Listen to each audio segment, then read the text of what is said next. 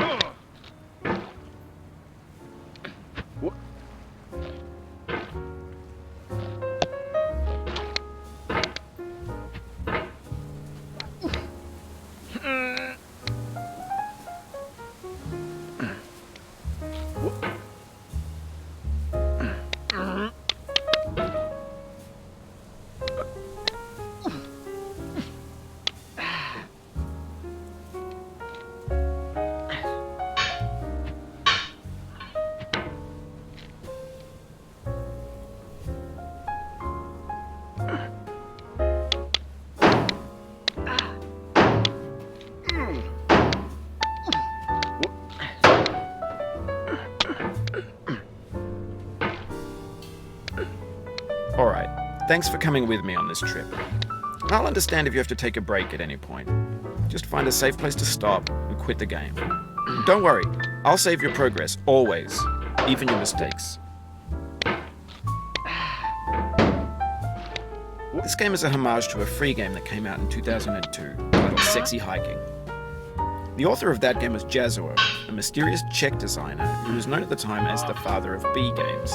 And B games are rough assemblages of found objects.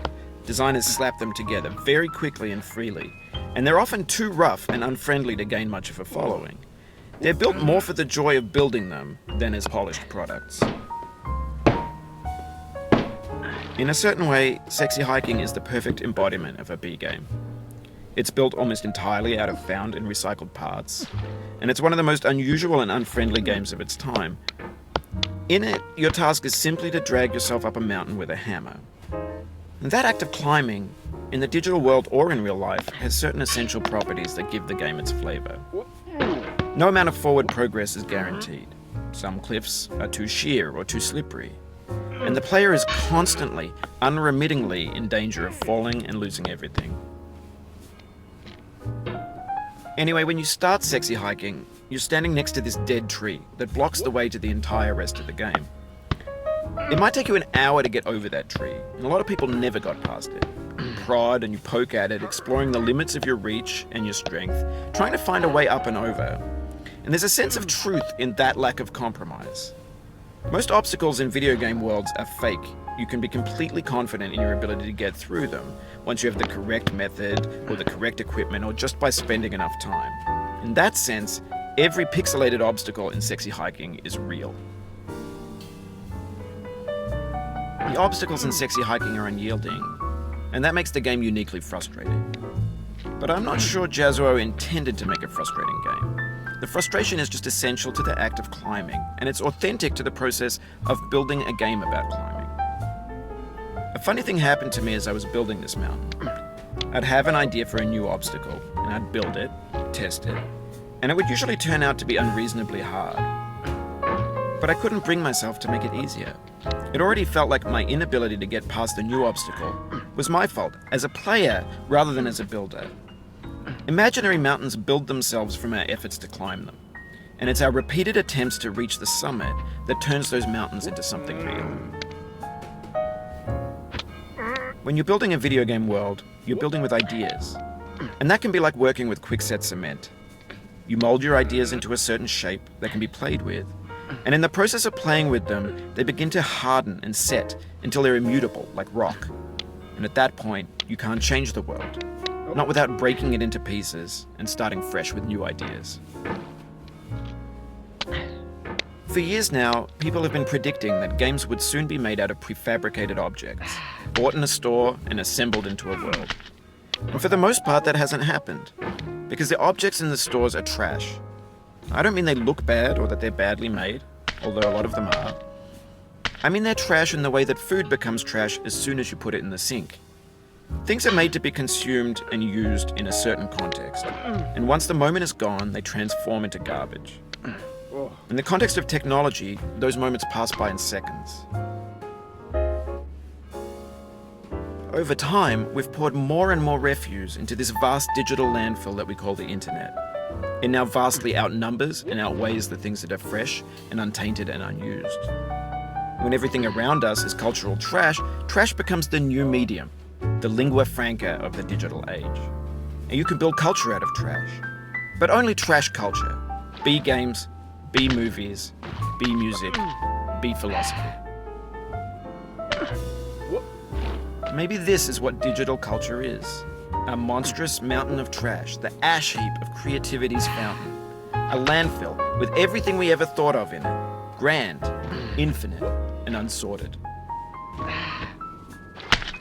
There's 3D models of breakfast, Gen X's fanfic novels, scan magazines, green screen Shia LaBeouf, banned snuff scenes on LiveLeak. Facebook's got lifelike bots with unbranded adverts and candid shots of Kanye and Taylor Swift mashups, car crash epic failed GIFs, Russian dashcam vids, discussions of McRibs, discarded, forgotten, unrecycled, muddled, rotten, untitled. Everything's fresh for about 6 seconds, until some newer thing beckons, and we hit refresh. And there's years of persevering, disappearing into the pile, out of style, out of sight. In this context, it's tempting to make friendly content that's gentle, that lets you churn through it but not earn it. Why make something demanding if it just gets piled up in the landfill, filed in with the bland things? When games were new, they wanted a lot from you. Daunting you, taunting you, resetting and delaying you. Players played stoically. Now everyone's turned off by that. They want to burn through it quickly. A quick fix for the fickle, some tricks for the clicks of the feckless. But that's not you, you're an acrobat. You could swallow a baseball bat. Now I know, most likely you're watching this on YouTube or Twitch, while some dude with 10 million views does it for you. Like a baby bird being fed chewed up food. That's culture too. But on the off chance that you're playing this, what I'm saying is, trash is disposable, but maybe it doesn't have to be approachable. What's the feeling like? Are you stressed? I guess you don't hate it if you got this far. Feeling frustrated? It's underrated. An orange is sweet, juicy fruit locked inside a bitter peel. That's not how I feel about a challenge. I only want the bitterness. It's coffee. It's grapefruit. It's licorice. It feels like we're closer now. Composer and climber, designer and user. You could have refused, but you didn't. There was something in you that was hidden, that chose to continue. It means a lot to me that you've come this far, endured this much. Every wisecrack, every insensitivity, every setback you've forgiven me is a kingly gift that you've given me. We have the same taste, you and I. It's not ambition, it's ambition's opposite. An obdurate mission to taste defeat. You'll feel bad if you win, so I put this snake in for you. Have you thought about who you are in this? Are you the man in the pot, Diogenes? Are you his hand? Are you the top of his hammer? I think not. Where your hand moves, the hammer may not follow, nor the man, nor the man's hand. In this you're his will, his intent, the embodied resolve in his uphill ascent. Now, you've conquered the ice cliff, the platforms, the church, and the rectory, the living room and the factory, the playground, the construction site, the granite rocks, and the lakeside. You've learned to hike.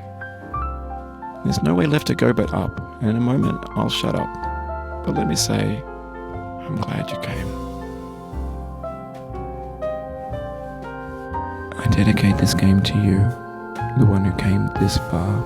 I give it to you with all my life. I'm going down the road feeling bad. Lord, I'm going down the road feeling bad.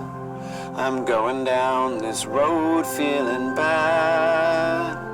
And I ain't gonna be treated this away. I'm going where the chill wind never blows. Lord, I'm going where that chill wind never blows. I'm going where that chill wind never blows. And I ain't gonna be treated this away.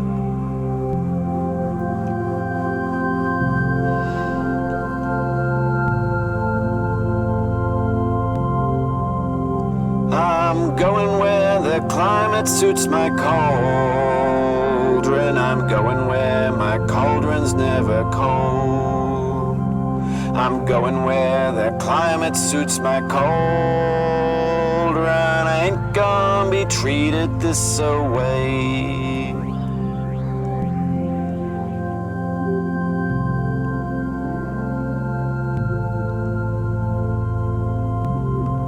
I'm going down this road feeling bad. Lord, I'm going down this road feeling bad. I'm going down this road feeling bad. And I ain't gonna be treated this away. Way.